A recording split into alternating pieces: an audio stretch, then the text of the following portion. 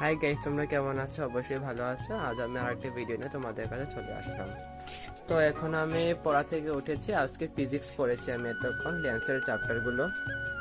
তো বিভিন্ন numerical solve করেছি আজ, আর বিভিন্ন আছে না ফিজিক্সে ডেরিভেশন এগুলো সলভ করেছি। এখন ভাবছি কেমিস্ট্রি নিয়ে বসবো। বায়োলজি আজকে পরীক্ষা আছে বিকেলবেলা স্যারের বাড়িতে, জেনেটিক্স আর রিপ্রোডাক্টিভ হেলথ। হয়তো 50 মার্কেরই হবে পরীক্ষা। প্রশ্নটা খুব কঠিন হয়, দেখা যাক কি হয়। এর আগে আরও দুটো পরীক্ষা দিয়েছি। প্রথমে দিয়েছি মাইক্রোবস, এভলিউশন, হিউম্যান হেলথ। এরপরে দিয়েছি ফ্লাওয়ার রিপ্রোডাকশন আর হিউম্যান রিপ্রোডাকশন। যেহেতু আমি ক্লাস 12-এর ছাত্র, তাই এগুলিতে আমার সামনে এক্সাম।